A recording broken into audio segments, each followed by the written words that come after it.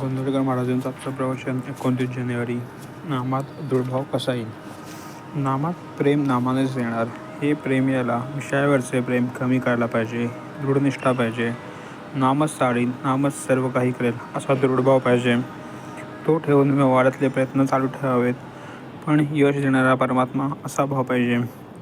वैद्याकडचे औषध आपण गड्याकडून आणतो, पण गुण गड्याने दिला असे नाही म्हणत. याच्या पुढे जाऊन वैद्याच्या औषधाने आलेला गुण परमात्म्यानेच दिला असे काम मानित नाही. परमात्म्याला शरण जाणे म्हणजे परमात्मा आपलाच आहे. त्याच्या वाचून आपले दुसरे कोणी नाही.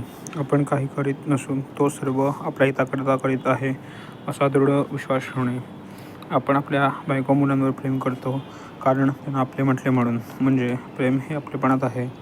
मग परमात्म्याला आपले म्हटले म्हणजे सहजच त्याच्यावर प्रेम बसणार नाही का? दुसरे असे की भगवंत आपला जीवलग सखा आहे.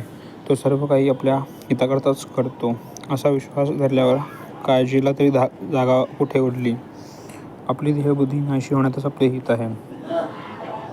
परमात्म्याच्या ठिकाणी आपलेपण उत्पन्न व्हायला त्याच्या नामाशी पुष्कळ सहवास पाहिजे. सिद्धीच्या चमत्काराच्या पाठीस लागू नये. ती आपल्या मार्गाने विघ्ने आहेत. उलट त्यांनी आपल्या पाठीस लागले पाहिजे. एखाद्याला साप चावत नाही, पण त्यात विशेष ते काय आहे? सापात काय किंवा कशातही काय?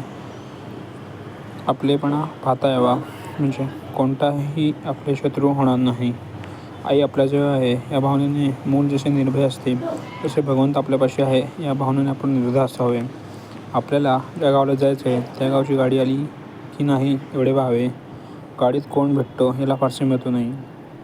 समजा गाडीत आपल्याला कोणीच भेटलं नाही तर आपण स्वस्त झोप घेत आपल्या गावी जातो. त्याप्रमाणे आपण आपले साधन करावे. सृष्टीची तत्त्वे किती आहेत वगैरेच्या भानगडीत पडू नये. त्याचा निकाल कधीच लागायचा नाही. शंका केल्याशिवाय नाम स्थिरच होत नाही हे लक्षात ठेवावे. देहबुद्धी जोपर्यंत आहे तोपर्यंत नामाचे महत्त्व कळणार नाही.